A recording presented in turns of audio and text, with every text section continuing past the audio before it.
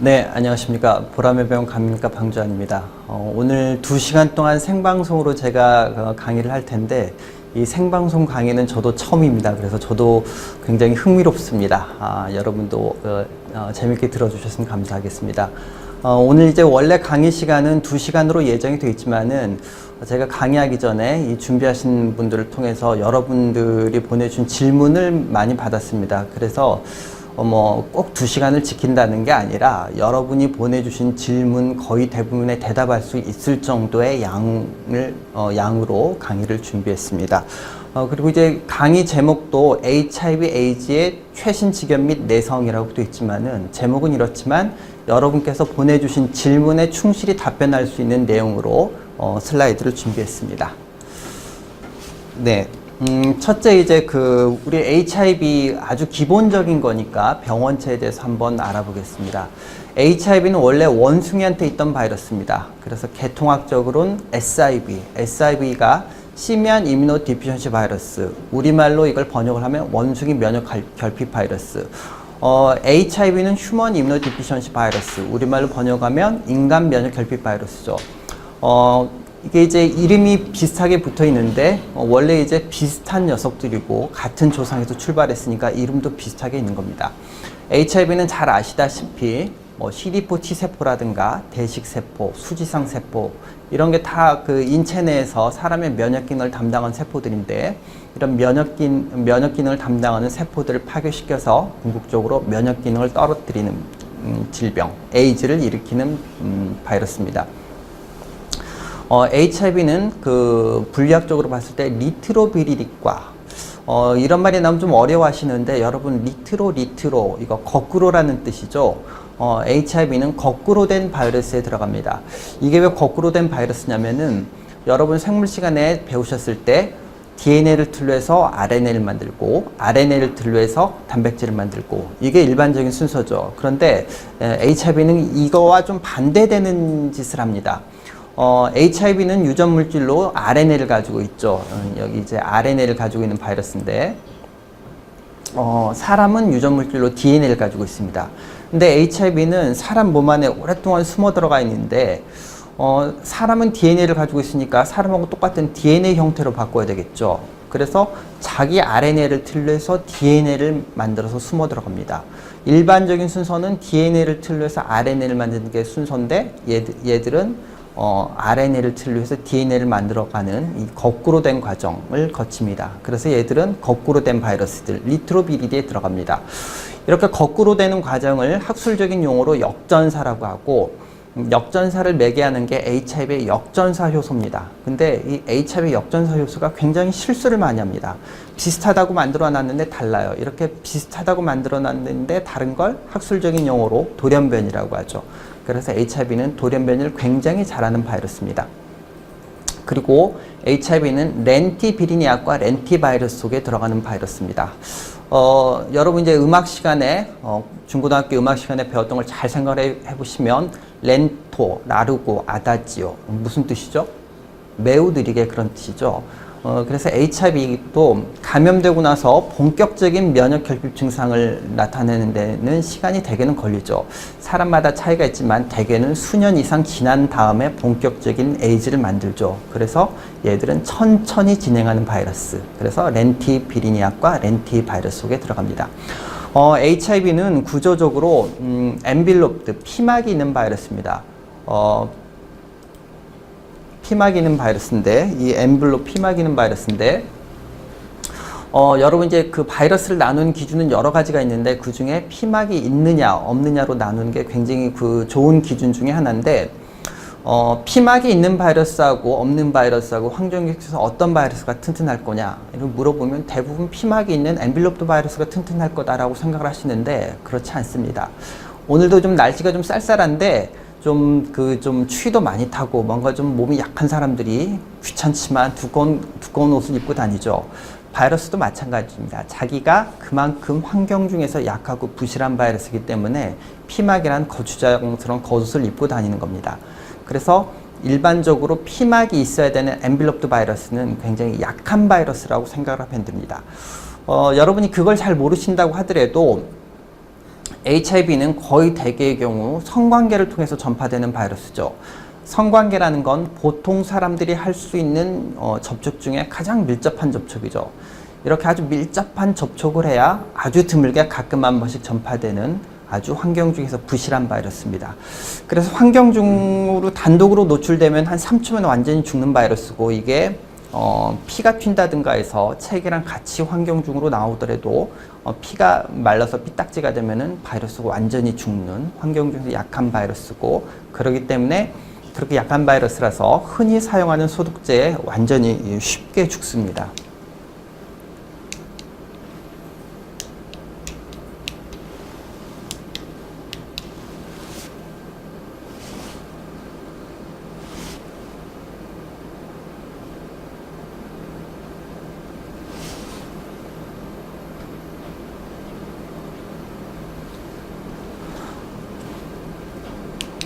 네, 죄송합니다.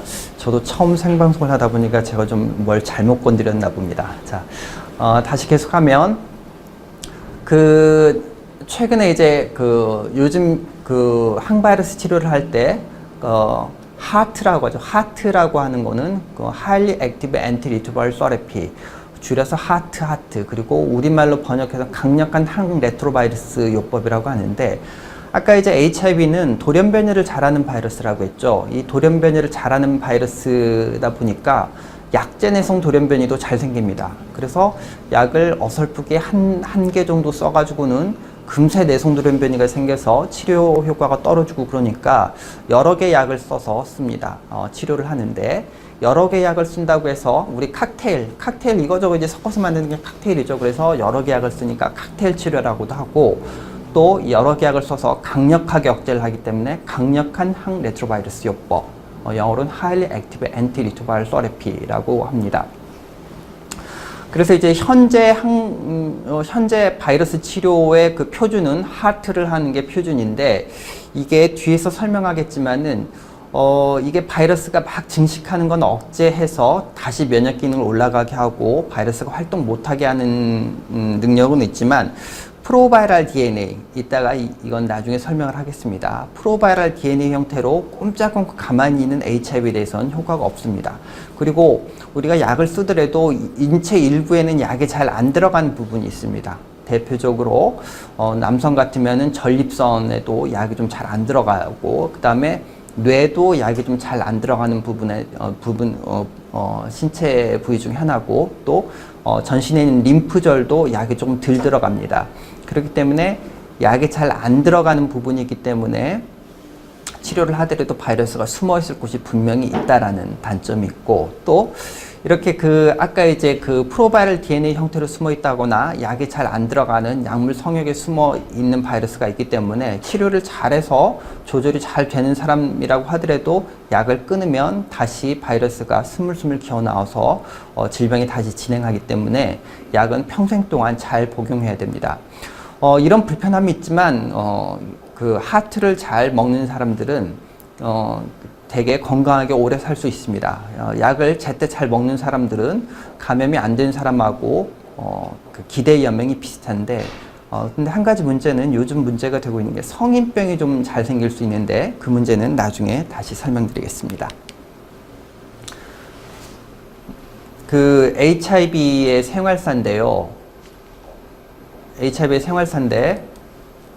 자, HIV가 보시면은 이게 HIV고, 이게 HIV가 공격해 들어가는 CD4 T세포 같은 사람의 세포입니다. 자, HIV가 사람 세포 안에 들어갈 때는 수용체랑 보조 수용체가 있어야 됩니다. 수용체는 대문이라고 생각하시면 되고, 보조 수용체는 대문을 여는 문고리라고 생각을 하시면 됩니다.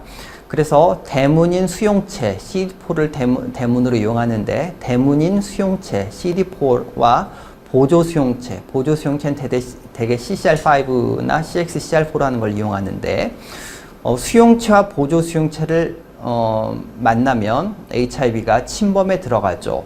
이렇게 침범에 들어가면, HIV는 유전물로 RNA를 가지고 있는데, 이 RNA를 틀로 해서 DNA를 만든다고 했죠. 이게 HIV 유래 DNA가 됩니다.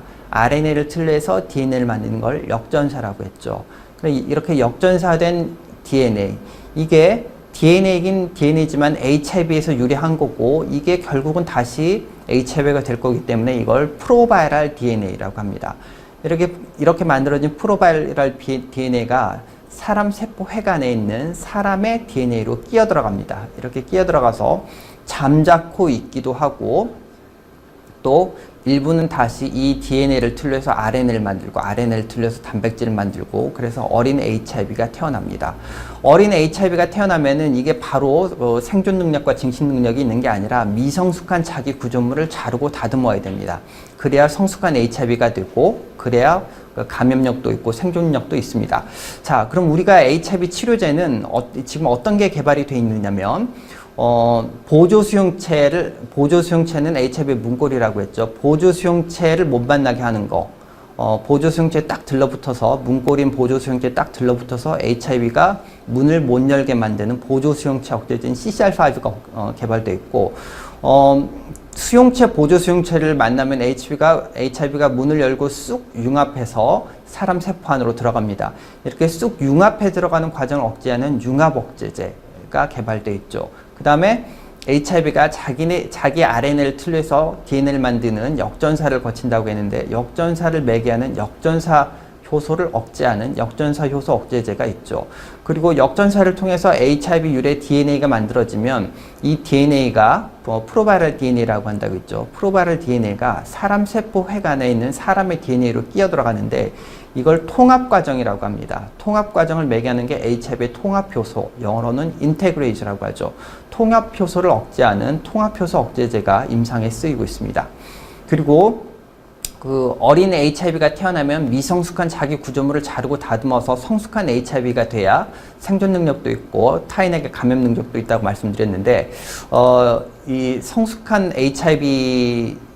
HIV가 되는 과정에 자기의 미성숙한 구조물을 자르고 다듬는 거, 그걸 매개하는 게 HIV의 단백분해 요소입니다. 그래서 이 단백분해 요소를 억제하는 단백분해 요소 억제제도 지금 개발돼서 임상에서 쓰이고 있습니다. 치료의 한계를 조금 더 얘기를 하면은, 일단은 육체적인 부작용이 있죠. 근데 이 육체적인 부작용은 제가 보기에는 상당히 과장된 면이 있습니다. 이 감염 중에 오래되신 분들은 예전에 아지도민이랑 크릭시반 이런 약들을 쓰셨던 분들이 있을 텐데, 이런 약들은 굉장히 부작용이 많습니다. 근데 요즘은 그거에 비한 부작용이 굉장히 없어졌죠. 그리고 또 내성이 문제될 수 있습니다. 특히나 이제 어떤 약을 쓰고 내성이 생기면 그 약뿐만이 아니라 그 약이랑 비슷한 계열에 있는 약에 교차 내성이 생길 수 있는 문제가 있고, 이렇게 내성이 생긴 바이러스를 남한테 전해줘서 약을 먹은 적도 없는데 내성 바이러스에 감염되는 사람도 있고 그렇습니다. 그리고 또 이제 경제적인 문제가 있는데, HIV 약은 굉장히 고가입니다. 고가인데 다행히 국내에서는 이제 그걸 이제 건강보험공단이랑 정부에서 다 부담을 해주지만, 약이 고가라는 것 때문에 외국에서 문제되는 경우가 많죠. 그리고 약을 매일 먹어야 된다는 불편함이 있죠. 그렇지만 약을 드셔보시면 대개 분들이 약 먹기 전보다 훨씬 건강하고 기분도 좋고 그렇다는 걸 느낄 겁니다. 약을 먹어야 되는 불편함은 있지만 약을 먹어서 다시 건강해지기 때문에 삶의 질이 올라가는 측면이 분명히 있습니다. 자, 아까 이제 HIV 현재 치료 한계 중에서 완치가 안 된다고 했는데, 자, 아까 우리가 이전 슬라이드를 보시면 우리가 이제 HIV에 대한 치료를 할 때 보조 수용체인 문고리를 잡는 과정을 억제한다거나, 융합해 들어가는 과정을 억제한다거나, 역전사하는 과정을 억제한다거나, 아니면 이 통합해 들어가는 과정을 억제한다거나, 미성숙한 자기 구조물을 자르고 다듬는 과정을 억제하거나, 이렇게 HIV가 뭔가 활동을 한다거나 증식을 할 때 우리가 HIV를 타겟해서 치료할 수 있는데, HIV가 이렇게 쉬고 있는 기억 T세포, 레스팅 메모리 T셀에 DNA 형태로, 프로바이럴 DNA 형태로 딱 끼어 들어가서 세포도 쉬고 있고 HIV도 쉬고 있고, 그러면 이 HIV는 공격할 방법이 없습니다. 그렇게 해서 이 HIV는 아무리 약을 많이 써도 그대로 살아남죠. 그리고 살아남은 바이러스가 언젠간 다시 활동을 하기 때문에 약을 끊으면 다시 이 바이러스가 증식해서 질병이 진행하겠죠. 자, 그래서 다시 말씀드렸던 것처럼 바이러스가 이렇게 쭉 올라갔음에도 불구하고 약을 먹으면 바이러스가 잘 떨어지죠. 떨어졌다고 해서 약을 끊게 되면은 쉬고 있는 기억 T세포의 프로바이럴 DNA 형태로 잠복해 있는 HIV가 다시 활동을 해서 다시 증식하고 다른 면역세포를 파괴합니다. 레스팅 메모리 T세포 이외에도 줄기세포나 신경세포 같은 데도 HIV가 이렇게 잠복해 들어가기도 합니다. 그리고 또 이제 그 HIV의 그 임상 증상에 대해서 조금 알아보려고 하는데, HIV에 감염되면 그 CD4 같은 면역세포를 파괴시켜서 면역 기능이 떨어진다라는 건 여러분 많이들 들으셨을 겁니다. 그래서 CD4 T세포가 감염돼서 면역 기능이 떨어지면 각종 기회감염증이 생기겠죠. 여기까지는 이해가 되실 텐데, 또 기회암도 잘 생깁니다. 기회암이라는 건 뭐냐면, 우리가 암 중에서 미생물 때문에 생기는 암이 있습니다. 대표적으로 그 림프종, 그러니까 그 신경계에 생기는, 중추신경계에 생기는 림프종이라든가 일부 버키트 타입이라고 하는데, 일부 림프종은 EB 바이러스라는 바이러스 때문에 생깁니다. 면역 기능이 떨어져서 EB 바이러스라는 바이러스를 억제를 못하면 중추신경계 림프종 같은 암이 생길 수도 있고, 또 여성들한테 생기는 자궁경부암은 인간 유두종 바이러스 때문에 생기는데, 면역 기능이 떨어져서 인간 유두종 바이러스를 억제를 못하면 또 인간 유두종 바이러스에 의한 자궁경부암이 생기겠죠. 그리고 또 그 카포시 육종이라는 암은 카포시 육종 바이러스 때문에 생기는 건데, 카포시 사코마 바이러스 때문에 생기는 건데, 면역 기능이 떨어져서 카포시 사코마 바이러스를 억제를 못하면 카포시 사코마 바이러스에 의한 카포시 사코마란 암이 생길 겁니다. 자, 그리고 HIV는 신경 침범을 잘하는 바이러스입니다. 신경 침범을 잘하는 바이러스고, 그렇기 때문에 요즘은 HIV 환자들이 뭐 저 같은 감염내과 의사들을 되게 찾아오지만, 과거에는 신경계 문제가 생겨서 신경과 의사를 찾아온 경우도 많았습니다. HIV가 신경에 침범해서 신경을 파괴하기 때문에 신경병증이 나타나고, 이 신경병증의 아주 극단적인 형태가 HIV 연관 치매죠. 그래서 HIV에 감염됐는데 오래됐는데도 치료를 안 하고 방치하면 치매가 오는 경우가 있습니다. 그리고 다양한 난에이즈 일리스, 그러니까 면역 기능 저하랑 상관없는 다양한 난에이즈 일리스가 생기는데, 우리가 조금 어려운 용어로 말씀을 드리면, HIV의 병태 생리 중에 중요한 게 이뮨 액티베이션에 의한 이뮨 이그조스천, 이런 말을 하는데, 이 말을 좀 쉽게 풀어서 쓰면은 별 몸에 도움도 안 되는 면역 염증 반응이 막 일어나서 진짜 필요한 면역 염증 반응은 다 소진돼서 면역 기능이 떨어지는 병, 이겁니다. 근데 몸에 별 도움도 안 되는 다양한 염증 반응이 몸에 상당히 안 좋습니다. 이런 염증 반응이 만성적인 자극을 만드는데, 만성적인 자극이 암도 유발하죠. 각종 암을 유발하기도 하고, 또 만성적인 이런 자극이 혈관세포가 회복되는 걸 굉장히 방해합니다. 그래서 혈관세포 회복이 잘 안 되면은 거기 혈관이 손상당해서 쉽게 혈관이 막히는데, 이렇게 그 혈관이 쉽게 막히는 질환이 생길 수 있는데, 뇌로 가는 혈관이 막히면 이걸 중풍 또는 뇌졸중이라고 하죠. 그리고 심장을 먹여 살리는 심장으로 가는 혈관을 막으면 그게 바로 협심증이나 심근경색 같은 병입니다. 그래서 HIV 환자들은 다양한 암이라든가 다양한 심혈관 질환, 중풍이라든가 협심증, 심근경색 같은 심혈관 질환이 생길 수 있는데, 이걸 한마디로 뭉뚱그려서 암이라든가 중풍, 심장병 이런 거 우리 성인병이라고 하죠. 그래서 다양한 난에이즈 일리스, 성인병이 생길 확률이 남들보다 높습니다.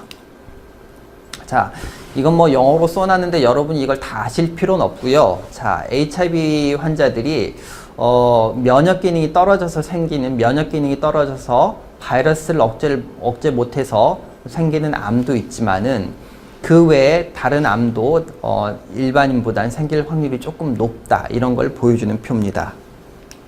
그리고 이것도 굉장히 어려운 표인데 이걸 여러분이 다 이해하실 필요는 없고, HIV 환자 중에 일찍 죽은 사람을 이제 부검을 해서 봤더니 심장을 먹여 살리는 혈관, 관상동맥이라고 하는데 심장을 먹여 살리는 혈관이 꽉 막혀 있고 엉망이었다더라. 그런 얘기입니다. 제가 말씀드렸죠. HIV가 만성적인 도움도 안 되는 면역염증 반응을 일으키는데 이 면역염증 반응이 혈관 내피세포를 굉장히 타격을 주고 이 혈관 내피세포가 타격을 받아서 잘 회복이 안 되면 혈관이 막히는데 뇌로 가는 혈관이 막히면 중풍이 되는 거고 심장으로 가는 혈관이 막히면은 그게 바로 협심증이 되는 거죠.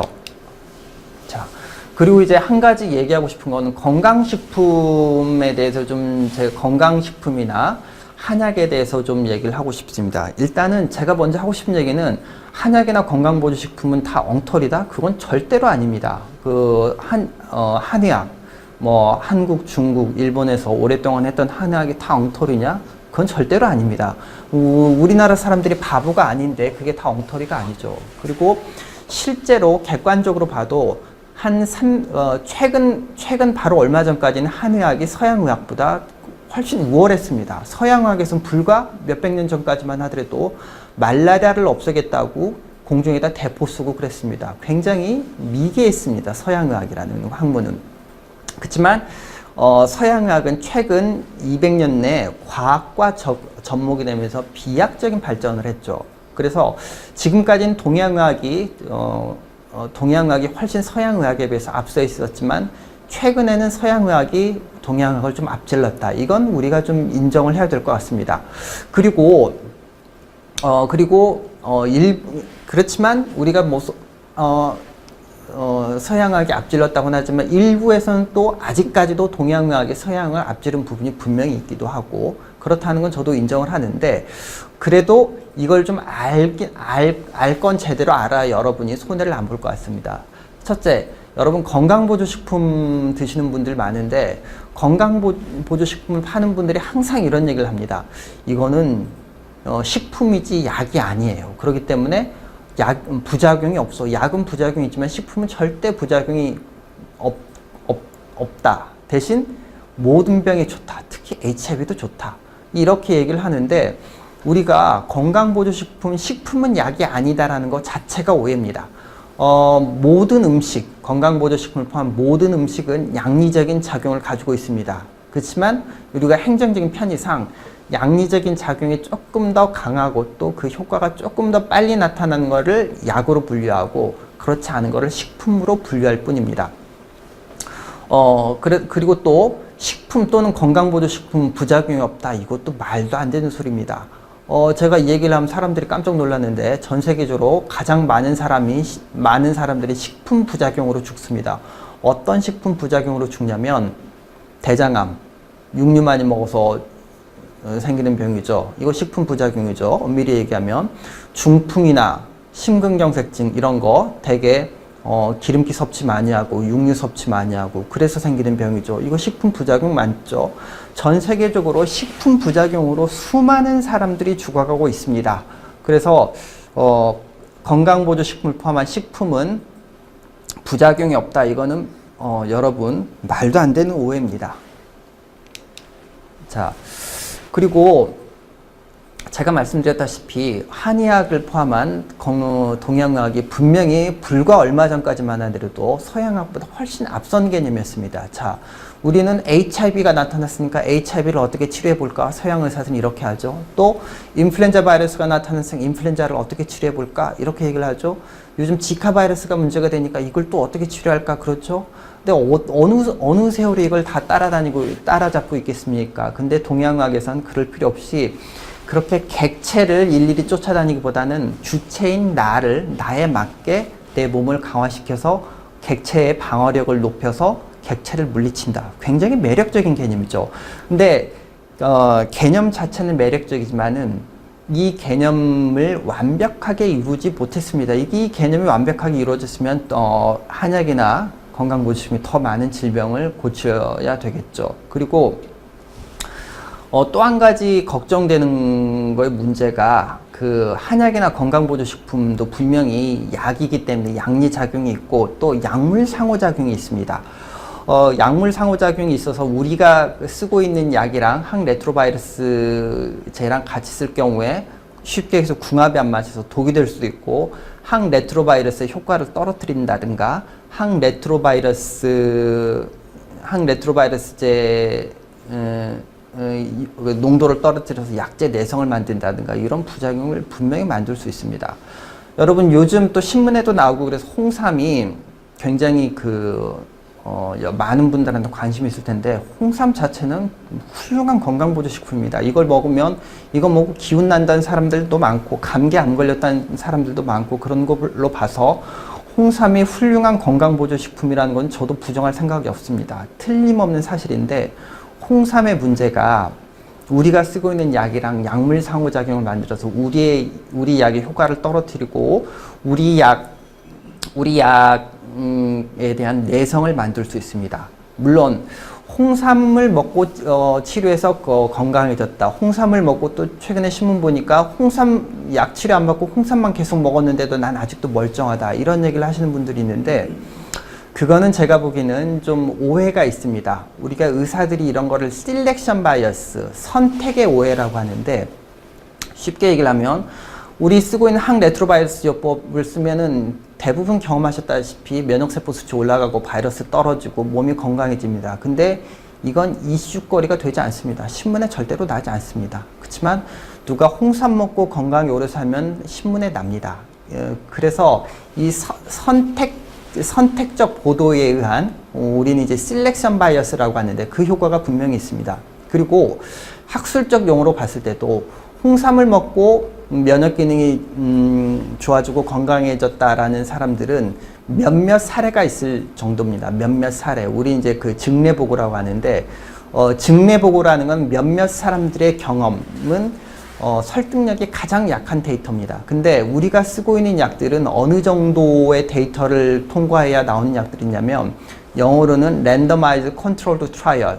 randomized controlled trial은 적어도 수백 명 이상의 환자들을 오랜 기간 무작위로 비교를 해서 그렇게 굉장히 엄격한 기준을 통과해서 봐서도 효과가 있다라는 게 증명된 겁니다. 그러니까 홍삼이나 건강보식품보다 훨씬 더 까다롭고 통과하기 어려운 기준을 통과해서 효과가 있다라는 게 증명된 약이기 때문에, 이건 누가 보더라도 과학을 하는 사람들 입장에 봐서는 홍삼보다는 항레트로바이러스제가 더 효과가 있다라는 거는 인정을 할 수밖에 없습니다.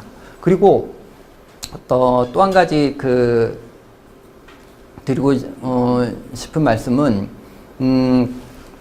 이게 또 홍삼에 의해서 약제 내성이 생기는 경우가 있다고 얘기를 했는데, 그게 상당히 문제입니다.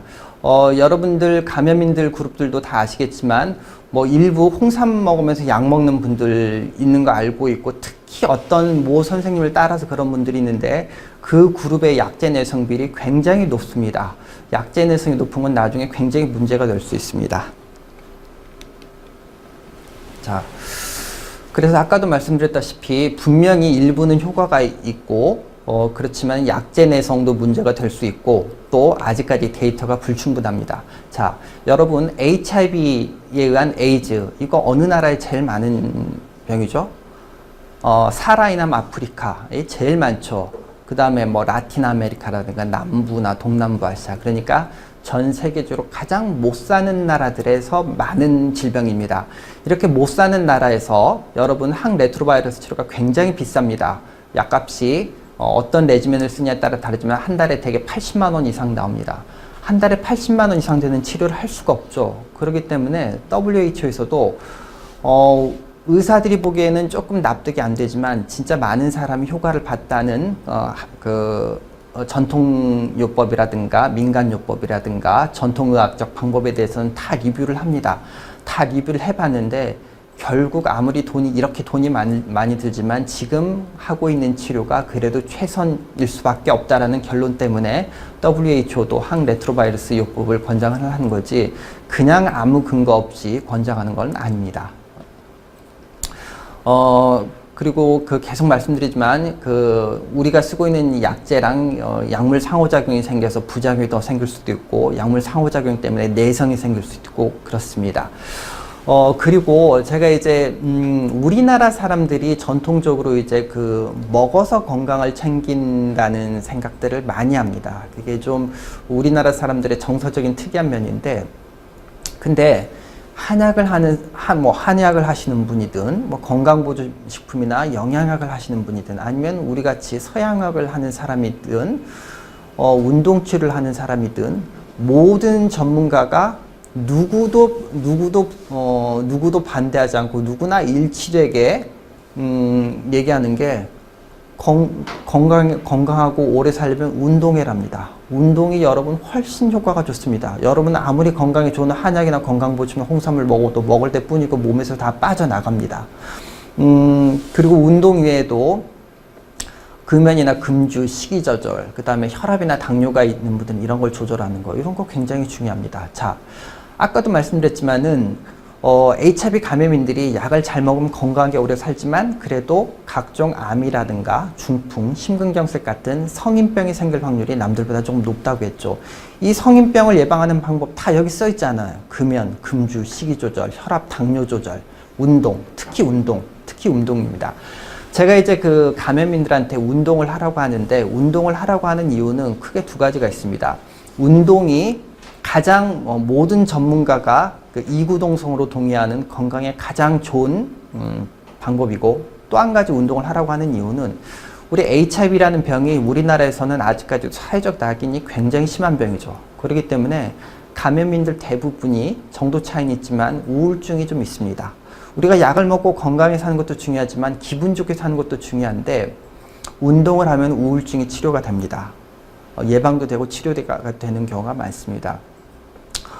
여러분 운동을 한다고 해서 여러분이 HIV에 감염된 사실 자체가 바뀌지 않죠. 그렇지만 그 사실에 대한 정신적인 스트레스, 사실 때문에 받는 정신적인 스트레스나 심리적인 압박감은 운동을 하면 훨씬 더 줄어듭니다. 그러니까 오늘부터 운동을 안 하셨던 분들은 열심히 하십시오. 자, 그 다음에 제가 이제 슬라이드를 조금 두서없이 만들었는데, 제가 이렇게 좀 두서없이 만든 이유가 여러분이 보낸 질문을 쭉 보고서 그 질문에 대한 대답을 나름대로 이제 달아줘야겠다라는 생각 때문에 두서없이 슬라이드를 만들었고, 그리고 추가로 제가 이 슬라이드에서 대답을 못한 질문 몇 가지를 말씀드리겠습니다. 어떤 분께서 임파선 안의 바이러스, 림프절이라고도 하죠. 림프절 안의 바이러스는 약을 치료해도 약을 써도 효과가 좀 없다라는 얘기가 있는데 그게 사실이에요? 라고 질문을 했는데, 이분은 틀림없이 굉장히 공부를 열심히 하는 분입니다. 이 데이터가 객관적으로 이 데이터가 나온 지 사실 얼마 안 됩니다. 근데 맞습니다. 맞는 얘기인데, 문제는 림프절에 있는 바이러스에 대해서는 효과가 분명히 떨어짐에도 불구하고 약을 잘 먹으면 건강하게 오래 살기 때문에 이렇다고 해서 우울해할 필요는 없습니다. 그리고 홍삼에 대한 질문을 여러분이 많이 해주시는데, 홍삼이 면역력을 상승시키냐? 제가 보기에는 있을 것 같습니다. 홍삼 먹고, 아까도 말씀드렸지만 홍삼 먹고 감기암 걸린다는 사람도 있고 좀 피로를 덜 느낀다는 사람도 있고, 그렇기 때문에 홍삼이 면역력 상승 효과가 분명히 있다고 저도 생각합니다. 하지만 우리 약이랑 같이 썼을 경우 약물 상호작용 때문에 내성이 생긴다든가 그런 문제 때문에 장기적으로 잃는 것이 훨씬 더 많습니다.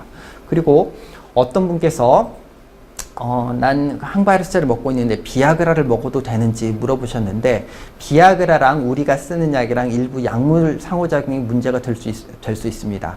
그렇기 때문에 비아그라를 꼭 드셔야 되는 분들은 담당 주치의한테 내가 비아그라를 먹어도 될지요, 아니면 먹는다면 좀 용량을 줄여서 먹으면 안전할지요, 그런 세세한 내용을 좀 상의를 하고 드시는 게 안전하겠습니다. 그리고 요즘 이제 새로운 신약이 계속 쏟아져 나오는데, 부작용이 없다면 예전에 쓰던 약 먹고 별 부작용 없이 조절이 잘 되는데 굳이 신약을 쓸 필요가 있겠습니까? 그런데 그거는 제가 보기에는 케이스 바이 케이스입니다. 예전에 대개는 최근에 나온 약이 부작용이 덜하고 효과도 더 좋은 경향이 있는 건 틀림없는 사실인데, 그거는 일반적으로 그렇다고 그러고 어떤 분은 그렇지 않은 분도 있습니다.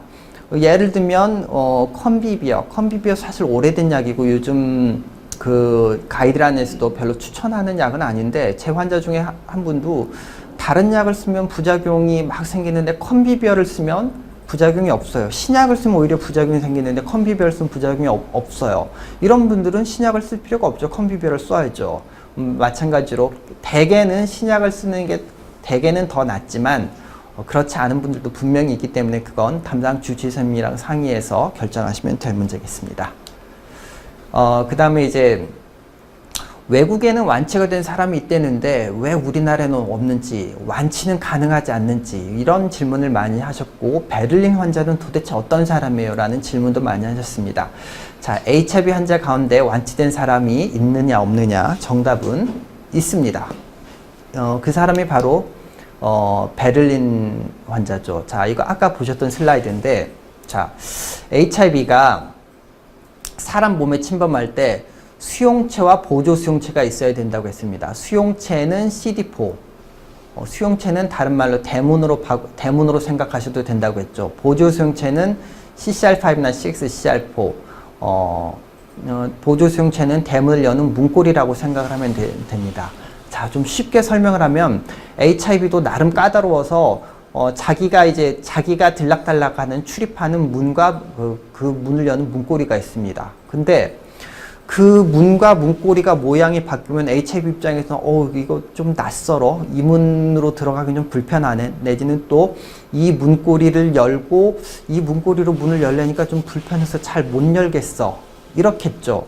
근데 이게 문이나 문고리의 모양이 완전히 심각하게 변형이 된다면 HIV 입장에서 난 이 문으로는 도저히 못 들어가, 내지는 나는 이 문고리를 잡고선 이 문 도저히 못 열겠어, 그렇게 되겠죠. 그 대표적인 게 CCR5 델타 32라는 그 돌연변인데, 여러분이 이 용어까지는 알 필요는 없고, 자, CCR5가 HIV의 보조 수용체 문고리 중에 하나입니다. 문고리 중에 하나인데, 델타 32라는 거는 문고리가 쭉 아미노산으로 되어 있는데 그 중에 32번째 아미노산이 없다라는 건데, 여러분 이제 생물 시간에 공부했던 걸 잘 생각하면 유전자가 한 쌍으로 되어 있죠. 그 한 쌍 중에 한쪽만 델타 32라는 돌연변이가 있으면은 문고리 모양이 좀 상당히 변형이 되기 때문에 HIV 입장에서는 나 이 문고리로는 문 못 열고 들어가겠어, 이 문고리를 열고 들어가야 감염도 시키고 내가 살아나가는데 그게 좀 이거 쉽지 않아, 그렇게 됩니다. 그렇기 때문에 CCR5라는 문고리 보조 수용체 델타 32라는 헤테로자이고트 그러니까 유전자 두 개 중에 하나만 돌연변이가 있는 분들은 감염이 남들보다 잘 안 되기도 하고, 감염이 된다고 하더라도 HIV가 이쪽 세포 저쪽 세포 계속 왔다 갔다 하면서 증식을 해야 질병도 빨리 진행하는데, 문고리 모양이 이상하니까 HIV가 이쪽 세포로 넘어가려고 했는데 일부는 실패하고 일부는 겨우 들어가고, 그러니까 HIV가 증식 속도가 떨어지겠죠. 이 세포 저 세포 공격해 들어가야 되는데 그게 잘 안 되기 때문에 이런 돌연변이가 있는 분들은 감염이 좀 덜 되기도 하지만 감염이 된다고 하더라도 질병 속도가 진행 속도가 굉장히 느립니다. 그리고 델타 32 호모자이고트 뮤테이션이라는 거는 CCR5라는 HIV가 이용하는 문고리 32번 아미노산이 통째로 없는 이런 돌연변이인데, 이건 HIV 입장에서는 도저히 이렇게 심각하게 그 문고리 모양이 변형되어 있으면 난 이 문고리 열고 문을 못 들어가겠어, 이렇게 됩니다. 그래서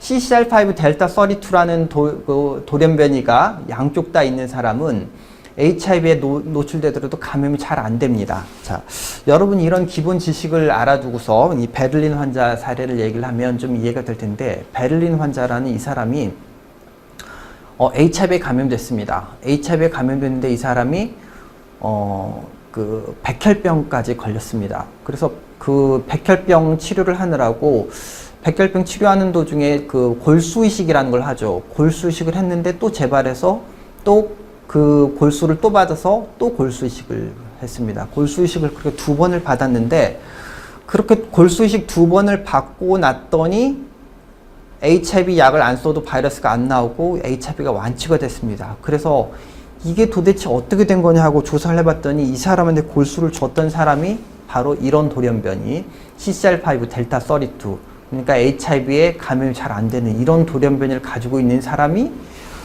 사람한테 골수를 받아서 골수 이식을 한 겁니다. 자, 이 이야기를 듣고 HIV 환자들이 이제 완치가 됐다라니까 그럼 나도 골수식을 받았으면 좋겠다라고 하는 분들이 많았습니다. 근데 그건 현실적이지 않습니다. 자, 첫째, 왜 현실적이지 않냐 하면, 여러분 조금 공부를 해보신 분들은 알겠지만, 골수식을 아무리 잘하는 병원도 골수식을 하다 보면 3명 중에 1명, 4명 중에 1명 꼭 죽습니다. 굉장히 무시무시하고 고생 많이 하는 치료입니다. 그리고 돈도 무지무지하게 많이 듭니다. 근데 우리 HIV 약값은 거의 뭐 우리나라에서는 공짜로 대주고 약만 잘못 건강하게 오래 사는데 이렇게 무시무시하고 돈 많이 든 치료를 할 필요가 없습니다. 그리고 또 한 가지 문제는 델타 32 호모자이고트 뮤테이션, 그러니까 HIV가 침범 못할 정도로 문고리가 심각하게 변형된 돌연변이가 있는 사람들은 유럽 인종에서는 100명 중에 1명꼴로 있지만 우리나라 인종에서는, 동양 인종에서는 눈을 씻고 찾아볼 수가 없습니다. 그리고 또 한 가지 문제는 델타 32 호모자이고트 뮤테이션, 문고리가 심각하게 변형돼서 HIV에 감염되지 않는 돌연변이가 있는 사람을 겨우 천신만고 끝에 찾아낸다고 하더라도 그 사람이 면역학적으로 나랑 맞아서 그 사람이 나한테 골수를 줄 수 있어야 됩니다. 우리나라 사람들이 면역학적으로 나랑 맞아서 옆에 있는 사람이 면역학적으로 맞아서 나한테 골수를 줄 수 있는 확률이 25,000분의 1입니다. 그러니까 델타 32 호모자이고트 뮤테이션이라는 것도 굉장히 드물고 면역학적으로 맞을 확률도 25,000분의 1로 굉장히 드물기 때문에, 그리고 또 골수이식은 굉장히 무시무시하고 돈도 많이 드는 치료이기 때문에 골수이식을 통해서 HIV를 완치하겠다, 이거는 사실은 비현실적인 얘기고, 이런 비현실적이고 꿈같은 얘기가 어떻게 이런 사람한테, 베를린 환자라는 사람한테 하다 보니까 일어나서 이 사람이 완치가 됐다, 그 얘기입니다.